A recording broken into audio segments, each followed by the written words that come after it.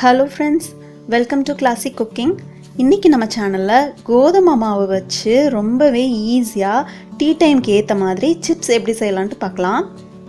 தேவையான பொருட்கள் பார்த்துக்கலாம். ஃபஸ்ட்டு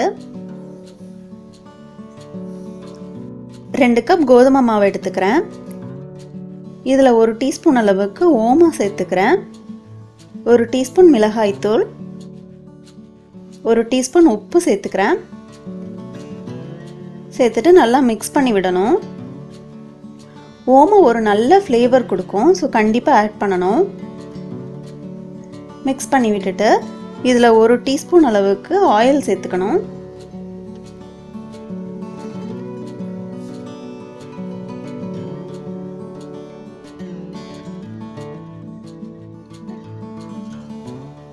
இப்போ இதில் கொஞ்சம் கொஞ்சமாக தண்ணி விட்டு பூரி மாவு மாதிரி பிசைஞ்சுக்கணும். நல்லா டைட்டாக பிசைஞ்சுக்கணும்.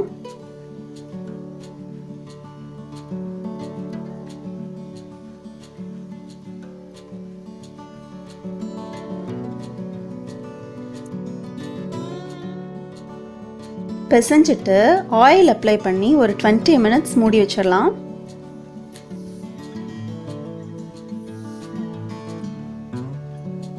மினிட்ஸ் கழிச்சு மாவை எடுத்துட்டு நல்லா பிசைஞ்சு சின்ன சின்ன உருண்டையாக பண்ணிக்கலாம்.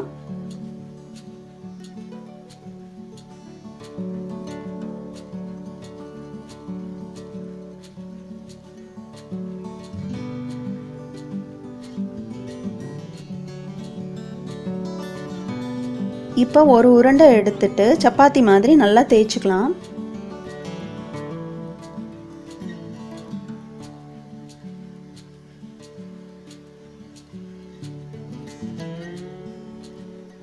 கடைசியாக தேய்ச்சதுக்கப்புறமா கொஞ்சமாக மாவு அப்ளை பண்ணணும். அப்போ தான் நம்ம கட் பண்ணி எடுத்து வைக்கும்போது ஒன்றோட ஒன்று ஒட்டாது. இப்போ இதை நமக்கு வேணுங்கிற ஷேப்பில் கட் பண்ணிக்கலாம்.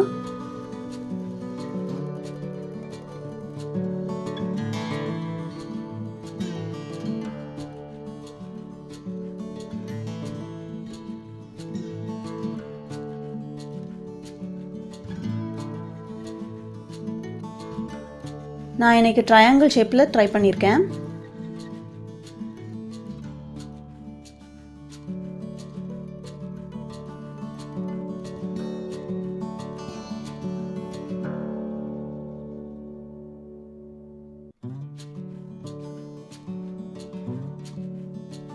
இப்போ இதை ஒரு ஃபோர்க் வச்சு அங்கங்கே குத்தி விட்டுக்கலாம். அப்போ தான் பொரிச்செடுக்கும் போது உப்பி வராமல் இருக்கும்.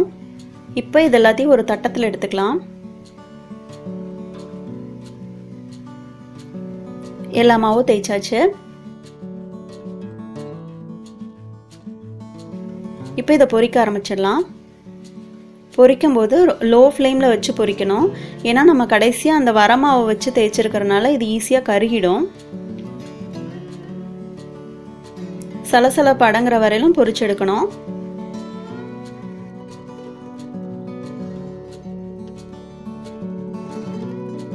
சலசலப்பு அடங்கிடுச்சு.